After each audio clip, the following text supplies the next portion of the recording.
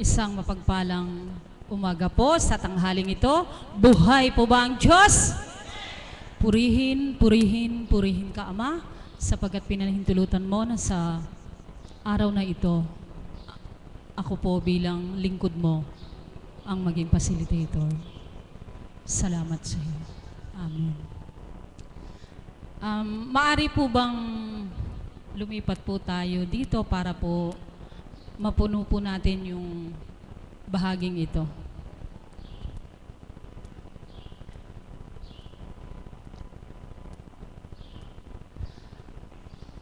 Kumusta po ang mga anak ng Diyos? Meron po ba tayong bagong ngayon lang na dumako sa banal na dambanang ito? Welcome po. Taga saan po kayo? Malayo-layo din po. Pero sa Ama walang malayo. Amen po ba? Ang malayo ay inilalapit niya. Bago po tayo magsimula sa ating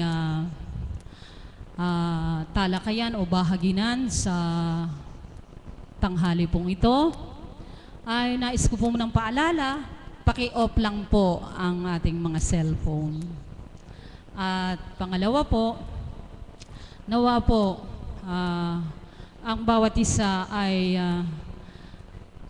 kalimutan ang lahat ng iniwan sa kanilang mga tahanan upang ang ating isip, ang ating puso ay ituon lamang natin sa ating Panginoon upang tayo po'y makatanggap. Amen po ba? Ituon po natin sa pakikinig na sa bawat kapatid nating titindig dito sa harapan. Sinisiguro ko po sa inyo, nakapupulutan niyo po sila ng aral.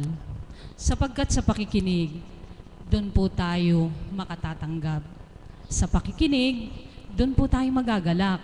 Sa pakikinig, doon din po tayo gagaling kung tunay kang at tapat na nakikipag totohanan sa ating Panginoon. Amen po ba? Sino po ang nandito nung Martes? Nung pong Tuesday, ang amin pong kapatid na si Tita Promise, siya pong tuminding dito sa harapan. At ang kanya pong, bago po pala yun, actually po, nung makita ko po ang pangalan ko sa talaan ng facilitator, ay sumagi po sa akin kaisipan na hindi ako magtetema o tinatawag na pagninilay. Subalit, napagtanto ko po at ipinagkaloob na ang dako pong ito ay kakaiba. Ang dako pong ito ay hambing natin sa isang paaralan na tayo ay mga mag-aaral. Subalit, kaibang-kaiba siya. Dahil sa dako pong ito, ang ating pong pinag-aaralan o ang ating mga tinatalakay ay pangkabanalan. Amen po ba? Kaya marapat po na sa bawat araw ay mayroon tayong natututunan o dili kaya meron man lang tumitimo sa ating mga puso sapagkat ang dako pong ito ay sadyang kakaiba na kapag ikaw ay tuwirang sa iyong pakikinig, nakatanggap ka, magagalak ka. Amen po ba? Kaya yun nga po, ang lalo't higit po kahapon na ang ibinigay ng aming mother ay tungkol pa rin sa pagtugon at talagang kinakailangan po merong pattern o tinatawag na guidelines. Noon pong Martes, ang binigay po ng aming kapatid ay, paano ka ba tinutugon sa iyong panalangin? Sadyang kay buti ng Ama. Kahapon, tinugon ka sa iyong panalangin, subalit paano ka naman bilang pasyente, tagasunod, kaps, alagad, paano mo naman tinutugunan ang Panginoon? Napakasarap pong pagnilayan, napakasarap na pag-angkop-angkop Kaya sa araw po na ito po ang binigay ng Ama. Yaman din lamang, hindi po ba kapag tinugon ka sa iyong mga dalangin at tumugon ka naman sa ating Panginoon, ibig sabihin, naramdaman mo na ang Diyos sa iyong buhay. Nakadama ka na. Buhay na siya. Amen po ba? Ngayon po, gayong nadama mo na ang Diyos sa iyong buhay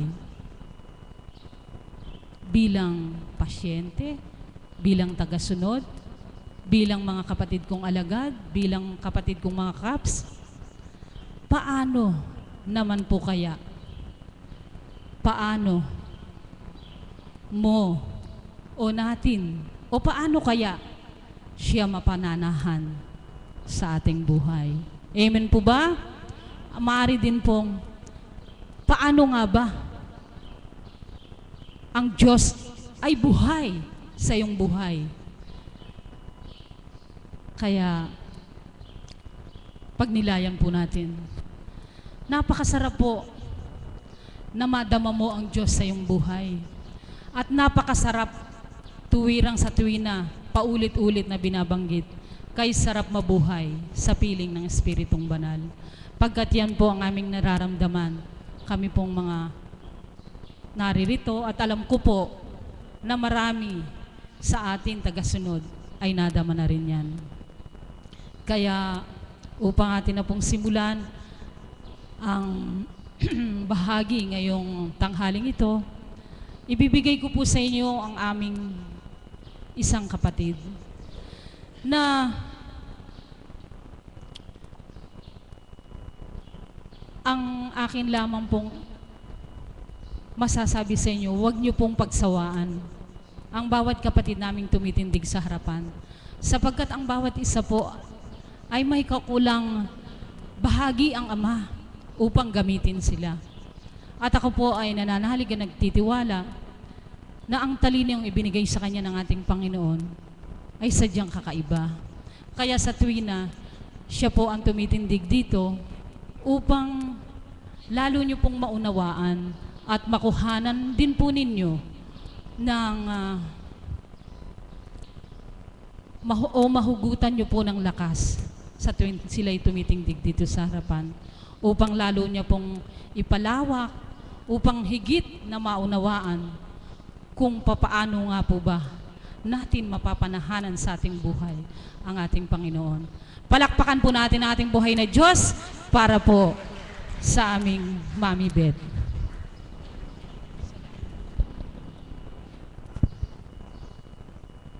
Salamat pong muli aming Panginoon sa panibagong araw na ibinigay ninyo sa bawat isa sa amin.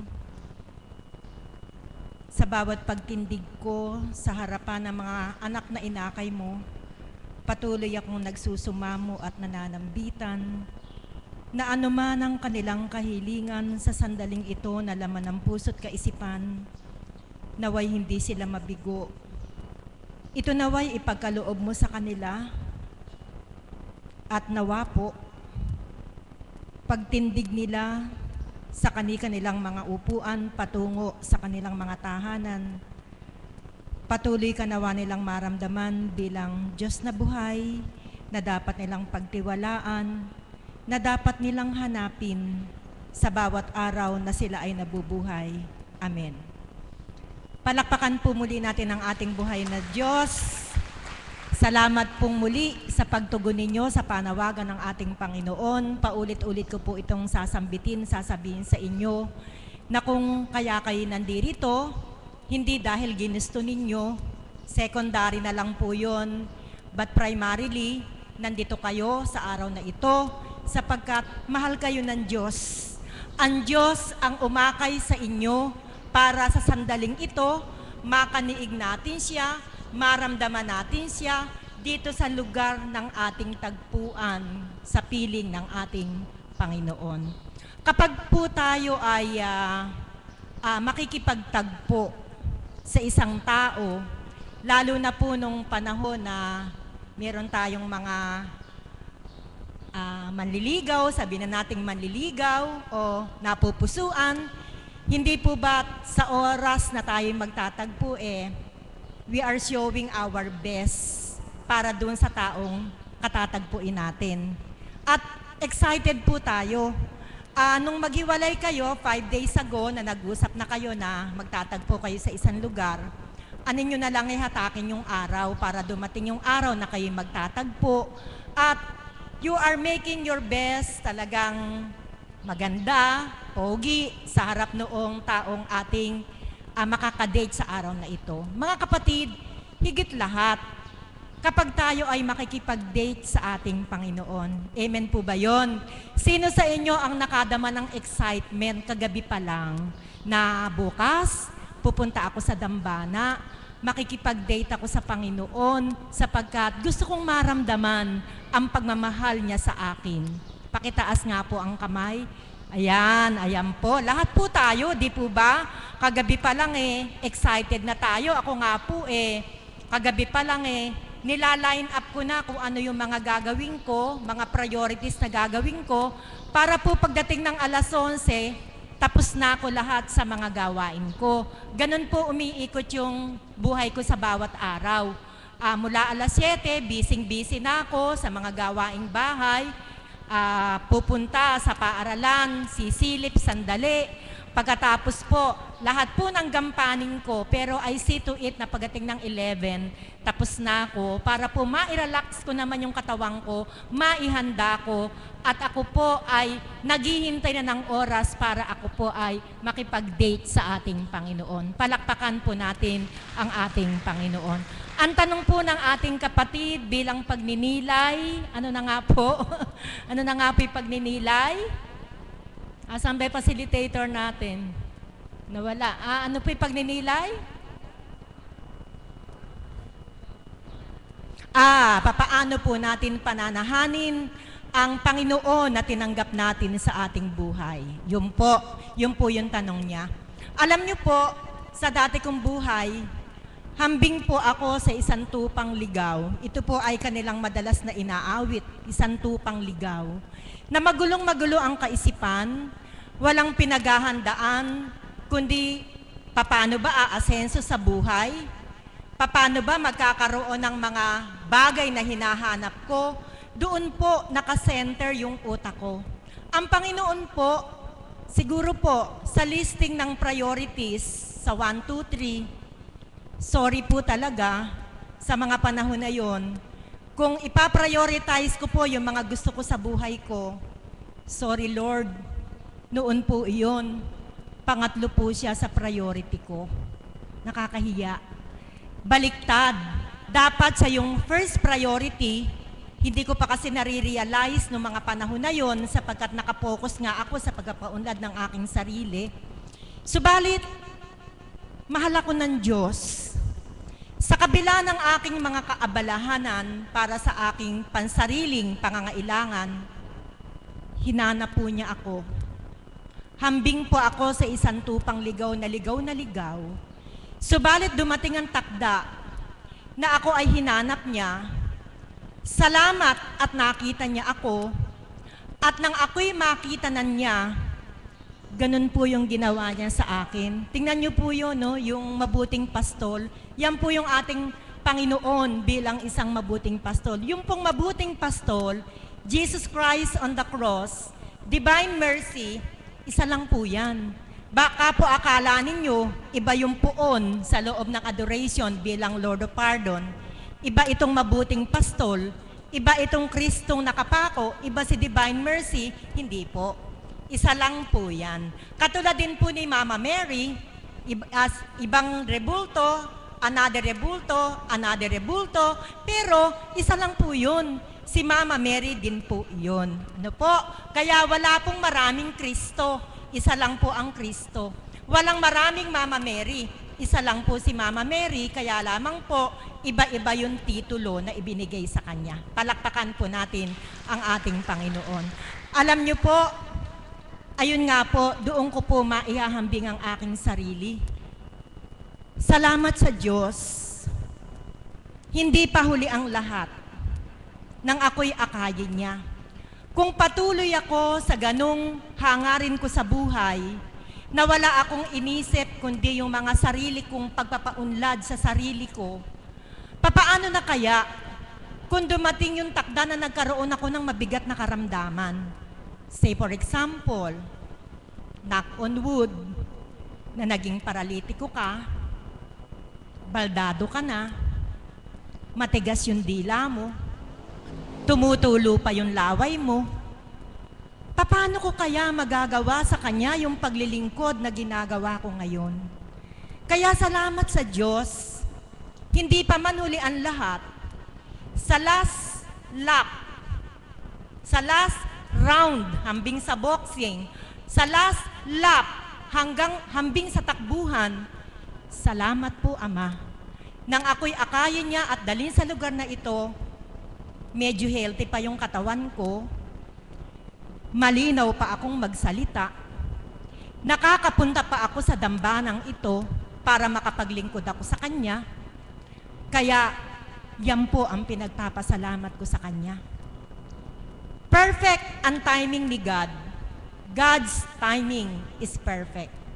Sapagkat kung hindi niya ako inakay at dinala sa loob ng dambanang ito, siguro po, lugmok na ako sa karamdaman. Sa sobrang stress, sa pagpapaunlad ko sa sarili ko, sa paghanapan ng mga karunungan, alam nyo na po, bilang guro, hindi naman po dapat na ikaw nakatapos ka lang ng 4-year course tapos na. Iba po ang guro. Ang guro po, ang pag-acquire ng learning dapat continuous, sapagkat malaki ang pagbabago sa bawat araw. Amen po ba? Ang edukasyon ng year 70s, kakaiba na sa edukasyon ng 80s, kakaiba na sa edukasyon ng 90s, ng 2000, napakabilis po ng pagbabago. Kaya kung ang teacher nakatapos noong 1970 at hindi patuloy ng pag-aaral, obsolete ka na. Hindi na makikinig ang bata sa iyo. Noong panahon na ako'y nagtuturo, basta magaling kang magsalita, kuha mo na ang atensyon ng mga bata. Ngayon, iba na. Ibang-iba na. Hindi na po pwede yung 80% ng period mo, ikaw yung nakatayo sa gitna at dakdakan ng dakdak. Wala na pong makikinig na bata sa inyo pag gano'n ang estilo ng teacher. Sapagkat ang bata po ngayon, exposed sa technology. Yun nga pong apo ko na 2 years old. Pag nagising, bigyan mo ng iPad, tahimik na. Lahat ng shapes, alam niya. Surprisingly, naghanap ng bato doon sa bakura namin, nakakuha ng isa. Sabi ko, what is the shape? Trapezoid. 2 years old, ha? Ako po, yung term na trapezoid nang matutunan ko, 3rd year high school na ako sa geometry. Pero tingnan niyo po yung mga bata ngayon. Kaya po, nagpupuri po ako at nagpapasalamat. Nang tawagin ako ng Panginoon, katulad nga po ng sinabi ko, ako po ay may kalakasan pa. Kaya po ang pagtugon at pagbabalik ko sa Kanya na lahat ng mabubuting bagay na ibinigay niya sa akin, simula nang ako'y isilang hanggang sa ako'y maligaw at Kanyang hanapin, marapat lamang na ibalik ko sa Kanya ang pinakamataas na honor at glory sa ating Panginoon.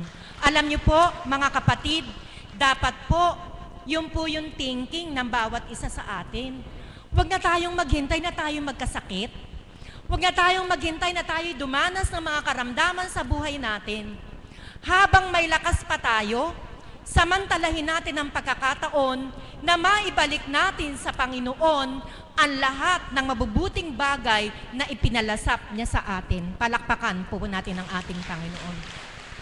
Wala pong pagsisisi, sapagkat nang ako po ay tumugon sa Kanya upang mapangalagaan ko kung ano'y binahagi niya, sa bawat araw, nagsusumikap ako na makarating sa banal na lugar na ito.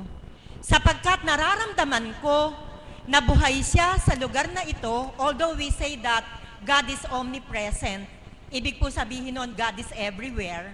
Omnipresent, kahit saan ka magpunta, nandun ang Diyos. Pagka nga nasa loob ka ng CR nyo at hindi ka madumi, isipin mo siya, sigurado madudumi ka. Ibig sabihin, si God andun sa loob ng CR mo. Hindi lang, kaya lang ito pong lugar na to, Paulit-ulit ko pong sasabihin sa inyo, ito po yung dating place natin ng ating Panginoon. Palakpakan po natin ang ating Panginoon. Paano ko po ba siya makakalimutan? Siya po yung nagbigay ng tatag. Siya nagbigay sa akin ng pag-asa.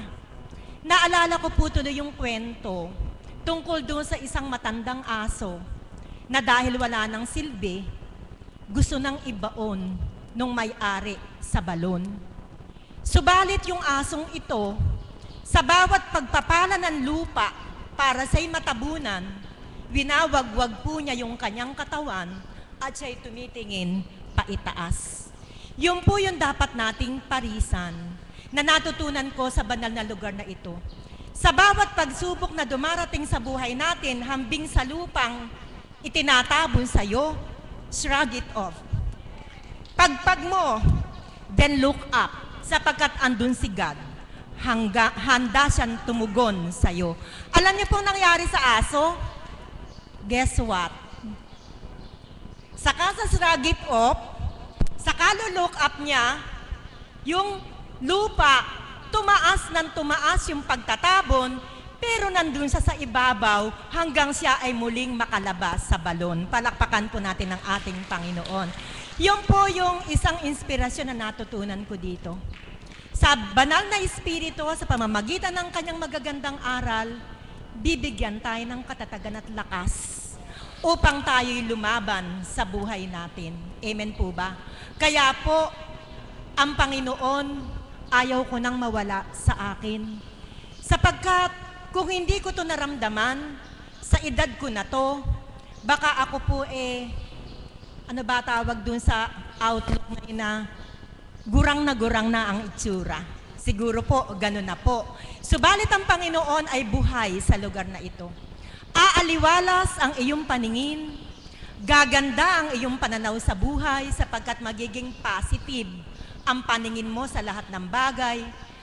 Kaya aliwalas ang mukha, hindi mo makikitang nakasibangot kasi magaan na ang pagdadala sa buhay. Hambing sa dating buhay mo na pag mayroon kang problema, parang pasan mo na ang mundo. Amen? Ganun ka ba? Pag may problema ka, parang pasan mo na ang mundo. Pero iba po yung lugar na to. Iba po ang lugar na to. Sapagkat pag may problema ka, pag tumayo ang banal na espiritu sa ating harapan at siya'y nangusap, para po bang lahat ng problema na yan, pag-ihip ng hangin, sumasama sa simoy ng hangin. Kaya po, mga kapatid, bilang pagtugon o bilang pananahan, sapagkat ayoko nang mawala si Kristo sa aking buhay at muli akong mahambing sa tupang ligaw, nagsusumika po ako bawat araw na makasunod sa kanyang kalooban. Nagsusumika po ako na malabanan yung mga tukso sa aking kapaligiran. Sapagkat, katulad nga ng sinabi ko, sayang naman yung pagbabata ko. Magwawalong taon na ako. Pagkatapos, papatol ako sa mga tukso sa kapaligiran ko, bigay ng mga kapwa ko. Sabi ni Mother, no way. No way! Kasi po, meron na po tayong focus sa buhay natin eh. Sana po ganun din ang maging kaisipan natin. Sayang po kung araw-araw nandito tayo, di po ba? Pagkatapos, sa kaunting pagsubok dulot ng ating kapwa, magpapatangay tayo, back to zero. Ang hirap bumalik sa zero. Dami mo ng effort na in-spend para maging malapit ka sa Panginoon, tapos back to zero ka. Kaya, para tayo makapanahan sa ating Panginoon, ano man yung dumating sa buhay natin, ano man yung mga pagsubok, isa lang po ang dapat nating gawin. Maiiwasan po ba yung mga tukso na to, dulot ng ating kapwa? Hindi po ba? Pero nasa sayo na yon kung paano mo i-entertain. Ba't mo i-entertainin? Kasarap mabuhay sa Panginoon. Amen?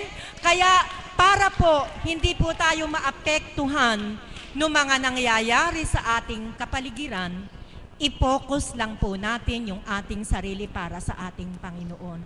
At kung talagang hindi mo na kaya, sapagkat talagang malapit-lapit ka ng matalo nitong tao sa kapaligiran mo sa mga ginagawa sa iyo. Nabanggit ko na po sa inyo kung ano po ang dapat gawin.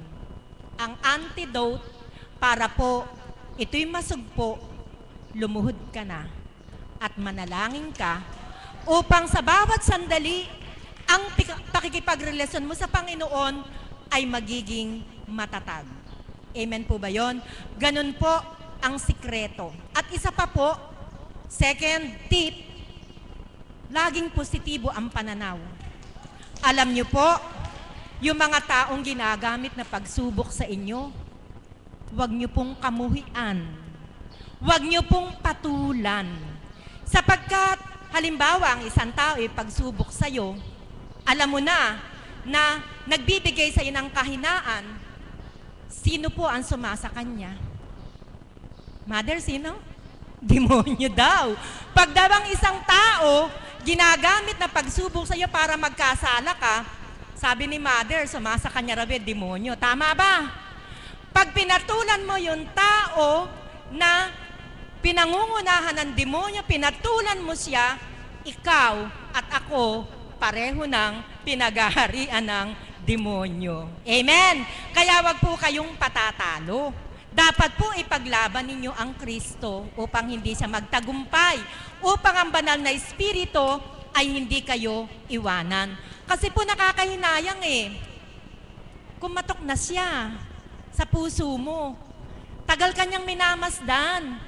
Tagal kanyang nililigawan para mabuksan yung puso mo at manahan siya. Pagkatapos ng pagbuksan mo, nandito na siya, aalis na naman siya. Nakakahinayang, di po ba? Kaya po ang Kristong nanawagan sa atin, nanahan sa ating puso't kaisipan, alagaan na po natin at huwag po nating pabayaan na siya ay muling lumisan. Sapagkat meron nga po tayong awitin, gustong-gusto ko po yung lyrics ng awiting ito. Minsan lamang ako daraan sa daigdig na ito, kaya anuman ang mabuting maaring gawin mo ngayon. Yun po, minsan lamang siyang dadaan. Kung sa panahon na to at nung nagdaang mga araw, naramdaman mo siya, alagaan mo na ang Kristo sa buhay mo. Huwag mo nang hayaang umalis sapagkat magsisisi ka habang panahon ng iyong buhay. Magandang umaga po at maraming salamat. Salamat po, Mami. Alam niyo po, galak na galak ang puso ko sapagkat kagaya ng tinuro ng aming Mami Beth, kagabi pa po ako excited. Hindi ko po alam kung ano nararamdaman ko. At lahat ng pinatunghay niya sa akin ngayong araw na ito, eto po, kaganapan. Napakasarap po. Kaya nawa po ang bawat isa, sa bawat tumitindig dito, matama po kayong makinig.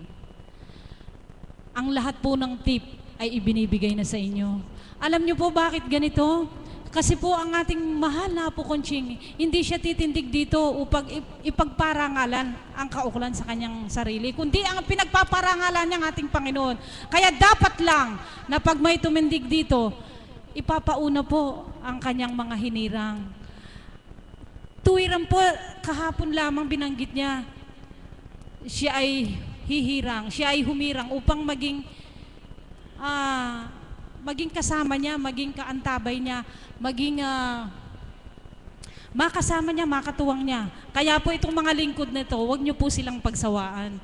Ako po'y nakikiusap sa inyo, pakinggan po ninyo sila, sigurado. Ito pa po ang karagdagang tip. Palakpakan po natin ang ating buhay na Diyos para po sa aming Mother of the House. Salamat sa Ama. Papuri sa iyo, Ama, ay walang katapusan. Sa bawat oras, sa bawat araw, patuloy kitang nararamdaman na ikaw ay Diyos na buhay na aking pinaglilingkuran sa pamamagitan ng inyong pinalugdan ng aming mahal na Apo Conching, na sa amin ay ginamit mo upang mabuksan ang aming diwa, ang aming puso, at malinisan ito. At ngayon, Ama, naririto kami mga anak mo, naway patuloy mong sidlan ng kapuspusan ng Espiritu upang maunawaan namin ang sayo at ikaw ay sa amin. Ang lahat ng itinataas ko sa iyo, sa pangalan ni Jesus, kapangyarihan ng Espiritu, sa paggalingan ng mahal na ina, at sa pangalan ng kinalugdan. Amen. Buhay po ba ang Diyos? Alam niyo po, nakakaaliw ano po. Sabi ko nga, minsan man, nadarama namin na parang ayaw na nilang makita ang mukha namin magpahayag. Subalit, ang pasubali ng Ama, kung katatakutan po namin yung umaayaw sa amin, sino po ang mga ngalandakan sa Kanya? Buhay po ba ang Diyos? Amen po ba yun? Simple lang po. 1 + 1 = 2. Kapag ayaw ng pahayag mo na mabuti ito, ibig sabihin, hindi si Kristo ang taglay niya. Amen po ba yun? Buhay po ba ang Diyos? Subalit, bago po ako magpasimula, nais ko lang po ikwento sa inyo yung kaaliw-aliw na nabasa ko po sa Facebook, sa FB po, na talaga pong nagpagalak sa aking puso hanggang kanina po. Sabi ko, ikukwento ko sa kanila para magalak sila. Der Dudong. Ano po? Der Dudong. Nabasa ko po yan, Bisaya. Der Dudong. Maraming salamat, anak, sa lahat ng pinadala mo. Natanggap ko lahat ito. Natanggap na mo ito. Bisaya eh. Natanggap namin lahat ito. Salamat sa pinadala mo. Lalo na, ganun, nasalamat sa pinadala mo, nagalak ang mga kapatid mo. Ngunit, doon sa Nivea Moisturizing Milk, nagtais silang lahat. Next time, kape na lang, nagmamahal inang. Buhay mo ba ang Diyos? Amen po ba yun? Alam niyo po, bakit ko po ito pinento sa inyo? Alam niyo po, katatawanan na may sense ano po, sapagkat makikita mo, paano nga kung wala ka sa Diyos? Hindi mo alam gamitin kung ano yung mga bagay-bagay na dulot ng mundo. Amen? Kaya nga po may Espiritu. At sa pamamagitan nating mahal na Apo Kunching, nauulatan po tayo ng tama. At ito po ang nais ko pong ibahagi sa inyo. Nang nakikinig po ako kay Mami Beth, di ba sabi nga niya, ang mga teacher daw po na nagtapos ng 1970, kung i-compare natin ngayon, kailangan pa nilang mag-aral. Alam niyo po, ganun din po sa Espiritu, kailangan namin mag-upgrade. Buhay po ba ang Diyos? Amen po ba yun? Sige po, magsuri po kayong nakatatanggap. Alam ko po, ang ilan sa inyo naiinip na. Ang ilan sa inyo nag-iisip kanina, ang tagal naman. Ang tagal mag-umpisa, magdadasal pa pala. Subalit ang wala kayong alam, doon sa paghihintay po ninyo, mayroon palang kaukulang hain ng Diyos na makakaangkop sa kailangan nyo. Amen po ba yun? Lalo na ikaw, anak, ha? Buhay po ba ang Diyos? Kaya, ang pasubali ng Ama ito, bakit po kailangan mag-upgrade? Minsan po kasi, upang patuloy na manahan, ako para sa akin po, para manatili pong nananahan sa akin ang banal na Espiritu na tinanggap ko po sa dahong ito. Sa pamamagitan ating mahal na Apo Kunching, wala na pong makakabura niyan. Unless na lang na ang Diyos ang magbubura sa isip ko. Kahit sino pang itapat sa iyo, meron po talagang iiwanang tatak ang Diyos na siya ay totoo. Buhay po ba ang Diyos? Amen po ba yun? Kaya minsan po, kaya nasabi ko po na kailangan mag-upgrade. Naroon po kasi yung kaukulan na syempre ang ating Panginoon, sa bawat araw, kilala po niya kung sino yung aaralan niya. At bawat araw, syempre kung alam ng Panginoon na ang aaralan niya sa oras na yun ay ang aabutin lang ay kinder, ibibigay pa niya ang pang high school? Di ba hindi? Amen po ba yun? So sa padaling salita, yan po ang dahilan kaya nananatili kami nakikinig. Sa bahagi ng banal na Espiritu, yan ang dahilan kaya nananatili po kami na tumatanggap sapagkat ang alam ng pinagmulan sa pamamagitan ating mahal na Apo Kunching, upgraded na po yun eh. Siya na po mismo ang nagbigay. Subalit ang alam po namin, kailangan pa namin mag-aral. Buhay po ba ang Diyos? Amen po ba yun? Kaya dumaratal po yung kaukulan na, syempre po kung hindi ka na-upgrade, ang alam mong bahagi sa iyo ay pang-kinder lang. Kapag may na-encounter kang problema na ang magsosolve ay dapat ay high school, hindi mo kayang abutin. Amen? Amen po ba yun? Hindi mo kayang abutin. Kaya ang nangyayari, dahil hindi mo kayang abutin, mismo ikaw hindi mo makakapa kung may espiritu ka pa. Buhay po ba ang Diyos? Amen po ba yun? Yun po ang pinakamahalaga. Kaya nagsusubigaw ang puso ko eh. Sapagkat yun po yung nilalayon po namin sa inyong lahat. Napakasarap mabuhay sa piling na Espiritong Banal. Tumugon ka ba sa panawagan ng Diyos? Tumanggap ka ba sa kahilingan mo sa Diyos? Ano ang dapat mong gawin? Manahan ka sa kaloob ng Diyos sa buhay mo. Buhay mo ba ang Diyos? At yan po, paano ako nananahan? Sabi nga ni Mami Beth, Walang pinagkaiba yan sa isang sweetheart, kabiyak ng puso. Simple lang. Di ba pag magkasama kayo, alam niya kung ano yung usual mong ginagawa sa kanya. Halimbawa, pag naligo siya, ipe-prepare mo siya ng mga kailangan mo. Kapag isang araw, dalawang araw, hindi mo yung ginawa, mag-iisip siya ng masama sa'yo. Buhay po ba ang Diyos? Amen po ba yun? Bakit nagbago ka na? Bakit hindi mo na ito ginagawa? Alam niyo po, ganyan din po ang ating Panginoon.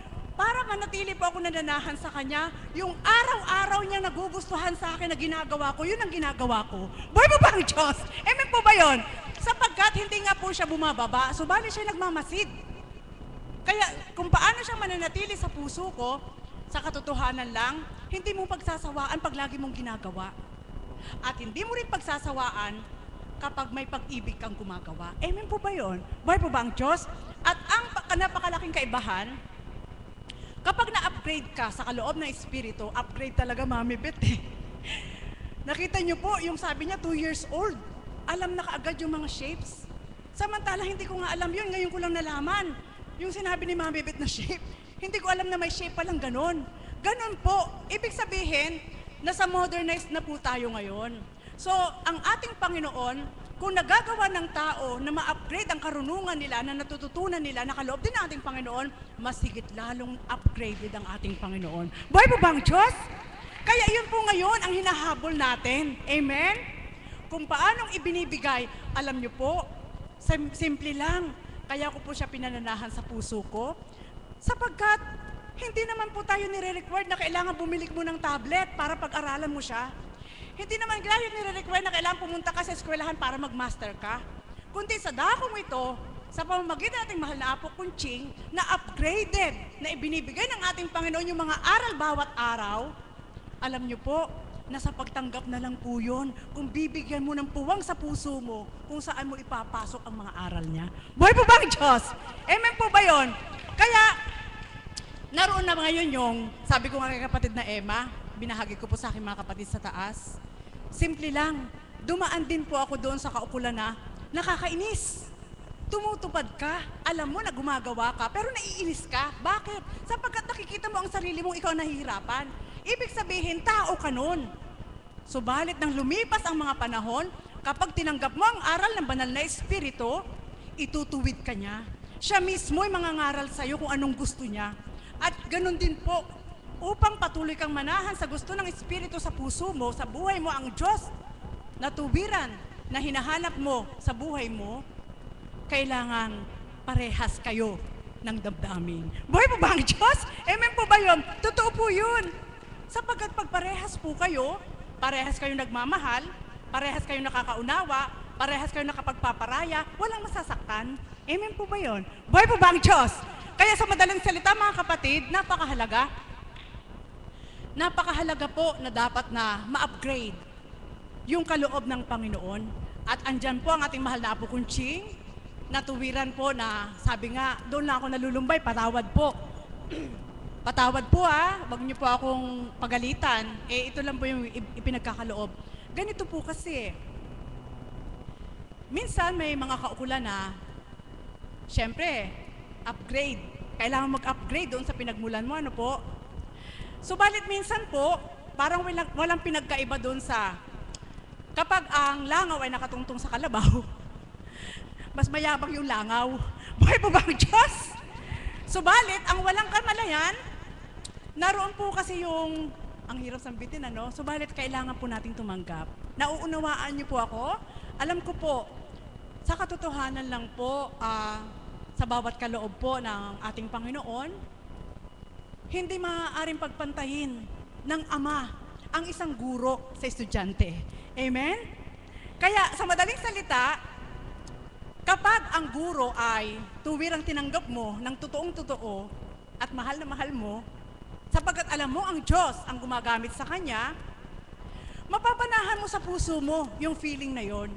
Kahit ano pa ang marinig mo, hindi yun magiging daan ng kasiraan para ipanahan mo yung pag-ibig na yun sa guro mo. Amen? Buhay po ba ang Diyos? Bakit po?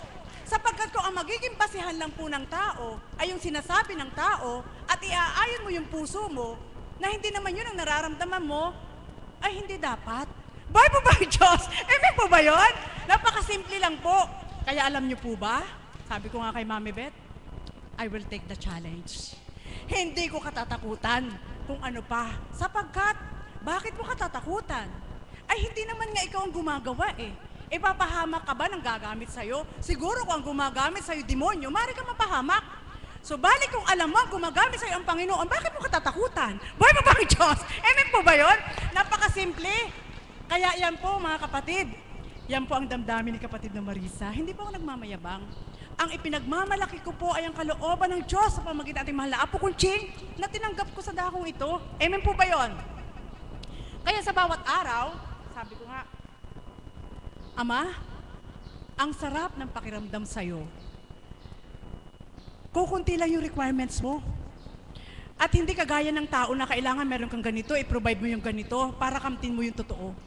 Subalit sa'yo, puso ko lang ang kailangan mo upang sa gayon ay maibigay ko sa'yo ng buong buo at mailapat sa puso mo.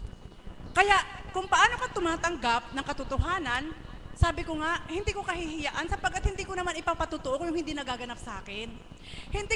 Hindi ko maipagtatanggol yung kaukulang narinig ko lang. Kailangan yung nagaganap sa akin. Kaya ko po ipinahayag sa inyo yung katotohanan, pananahan sa banal na Espiritu, sapagkat kailangan may sarili kang paninindigan. At tama yung sabi ni Mami Beth, i-focus mo lang kung ano yung gusto ng Diyos sa'yo upang manahan din siya sa'yo. Buhay po ba ang Diyos? Halimbawa po, sa isang mag-asawa, sasabihin sa'yo ng asawa mo na, Sweetheart, ayoko ng bungangera ka. Sweetheart, gusto ko maligo ka araw-araw. Pero hindi mo ginagawa. Sa palagay niyo po ba, hindi maghahanap ang asawa niyo? Buhay po ba ang Diyos? Amen po ba yun? Sa bilang tao po, baring gawin yun. Subalit ang ating Panginoon, upang manahan siya sa'yo, kailangan lagi kang mabango. Buhay po ba ang Diyos? Hindi mabango na physically, kundi kailangan mabango ang puso mo sa Kanya. Nawa po, ang pahayag na ito ay makuha nyo. Sapagkat sa dakong ito, sabi ko nga sa aking mga kapatid, masakit man, wala akong pakialam kanino man. Nobody ako sa tao eh. Pero somebody nga tayo sa Diyos eh. Amen po ba yun?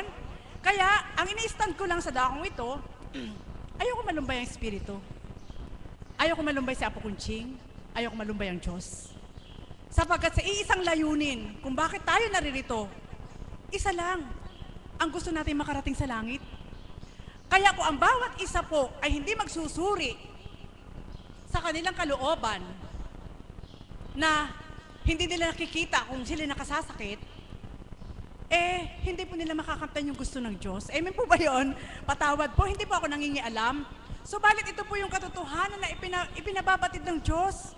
Na ang pasubali nga, may mga katanungan, bakit hindi niya ako maabot sa gusto ko? Dahil, maaring magsuri ka rin. Ano ba yung kaloob sa Kanya? Gaano lang ba yung kaloob sa Kanya? Yung kaloob ba sa Kanya pang kinder at ang taglay mo ay pang high school? Sa palagay niyo po ba, sino ang dapat na malawak? Sige po. Pang high school, di ba? Mauunawaan niya. Yung walang kaloob na higit na malawak. Kaya sa dakong ito, yan po ang dahilan bakit kami nakikinig ng mga aral. Sa dakong ito, hindi lang dito namin magagamit yung kaloob ng Diyos. Halimbawa, sa oras na ito na pagtagumpayan ko po kayong lahat, halimbawa lang po, mga ugali nyo, napakisamahan ko, paano yung sa labas? Mas matindi, di ba? Mas matindi pa sa labas sapagkat hindi nila kilalang Diyos. Kaya dito pa lang, kailangan mapagtagumpayan mo na kapwa kayo tumanggap. Sapagkat kapag napagtagumpayan mo, yung kapwa sa'yo na tumanggap, mapagtatagumpayan mo rin sa labas. Buhay po ba ang Diyos? Amen po ba yun? Kaya mga kapatid, yan po ang mahalaga ng pananahan ng Diyos sa ating puso sa pamamagitan ng banal na Espiritu. At yan po, sabi nga ni Mami Beth, yan ang ayaw ko nang mawala. Ganon din sa akin, ayaw ko mawala. Sapagkat kung mawawala po yun, mismo ako kalabang ko ang sarili ko. Mismo ako kalabang ko ang sarili ko. Sapagkat kilala ko ang sarili ko. Kaya, ang nag-uugnay pong Espiritu sa kalagitnaan ng aking buong pagkatao, kailangan parehas puso ko at isip ko. Amen po ba yun? At nawa, lahat po ay ganun din. Na sa bawat araw, kay sarap ng pakiramdam, kay sarap ng damdamin, at simple lang po, magtapat lang kayo sa Diyos. Ito lang yung kaya ko. Kailangan mong sabihin yun sa Kanya. Hindi ka pare magmagaling na kaya mo, hindi mo pala kaya. At hindi mo rin pwedeng subukin ng Diyos. Amen po ba yun? Kaya sa bawat araw, sa bawat pagtupad po, patuloy kong hinihingi sa Kanya, Ama, tutungo ako sa tipanan nating dalawa. Naway puspusin mo ako ng iyong Espiritu upang higit kitang mapaglingkuran, higit kitang madama, higit kitang maunawaan, at makagawa ako ng mga bagay na kalugod-lugod sa iyong paningin. Yun, simple lang na paghingi sa Diyos. Ibibigay niya po yun. Bakit nga hindi niya ibibigay? Siya rin ang masyasyahan. Amen po ba yun? Kaya kung hindi niyo nararamdaman ng gayon na hindi binigay sa inyo, ibig sabihin, hindi makapasok dahil may kasama pa kayong iba. Boy po ba, Diyos? Amen po ba yun? Kaya yun po, mga kapatid, napakahalaga, patawad po, ano po. Subalit kung ititake niyo po itong positive, sabi nga ni Mami Beth, walang magiging masamang tinapay. Amen? Kundi, dahil ikaw ay may liwanag, yung masama, maaaring mapabuti ng isip mo doon sa pagtanggap mo ng mabuti. Dahil, ibibigay ng Ama ng mas malawak na pangunawa, sapagkat ganun nga po siya, mapangunawa. Amen po ba yun?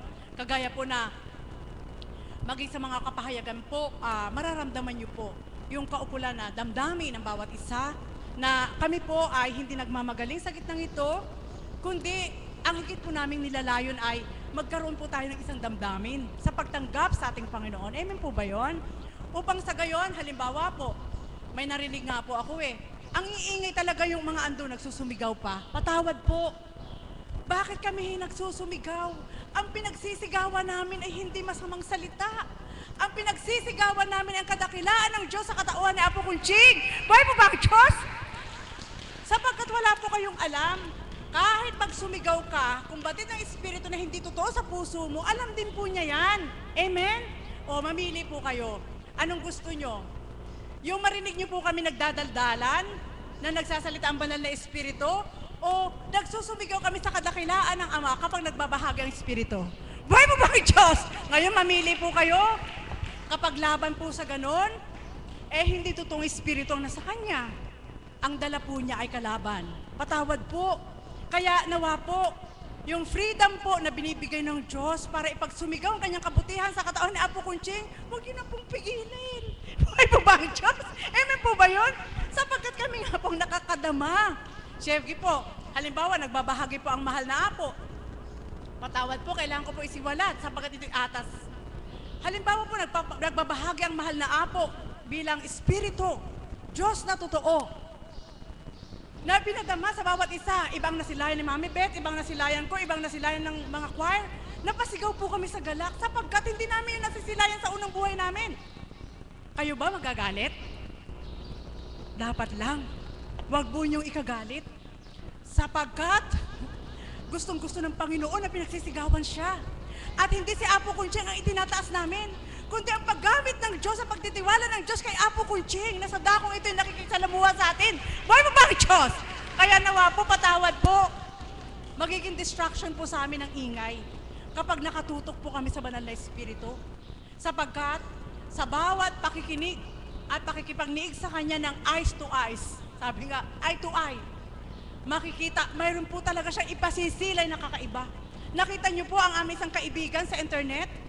Dahil sa pakikinig niya, hindi siya Pilipino foreigner siya. Honey brother, good morning po. Nagtsatsaga po, na binibidyo po lahat na nagbabahagi. Lalo na si Apo Kunching. At sa pamamagitan ng salita na Tagalog, siya'y banyaga. Nauunawaan po niya. Kaya kinukuhanan po niya ng mga picture dahil nagagalak ang puso niya. Buhay po ba ang Diyos? Amen po ba yun? Nawa po, ganun din po ang pagtanggap natin sa dakong ito. Hinahangaan ko po ang mga nanonood sa internet at nakikinig. Sapagkat pinahahalagahan nila, isipin niyo po, magtsatsaga, gabi sa kanila, umaga sa atin, nagtsatsaga para kuhanan lang ng picture, ang banal na Espiritu at ang mga nagbabahagi. Tapos ipopost sa internet, alam niyo po, kahanga-hanga. Amen po ba yun? Nawa po, upang patuloy tayong manahan sa kalooban ng ating Ama, tanggapin po natin ng 100% ang pinagtiwalaan ng Diyos. At kung walang duming isip ang puso nyo at ang isip nyo, walang dumi na papasok, mararamdaman nyo, kayo mismo'y magsusumigaw aayon sa kabutihan sapagkat batid nyong ang Diyos ang lumilingap sa dakong banal. Muli po, magandang umaga sa inyo sa tanghali ito. Salamat po, Mother. Yan po ang aming Mother of the House na biniyayaan ng Ama ng katapangan, ng tibay ng loob upang ipahayag ang katotohanan. Kaya purihin ka, Ama. Ipinagkaloob mo siya sa aming minamahal na Apo Conching sapagkat nga po tunay na dakila siya. Mahal na mahal niya ang aming mahal na Apo Conching, kaya ibinigay niyang lahat ang marapat at karapat-dapat sa dakong ito. At tatawagin ko po sana ang pang third tip, subalit ang ipaglalaban ko, subalit alam ko pong mas higit ninyong pinananabikan ang ating minamahal na Apo Conching bilang banal na espiritu.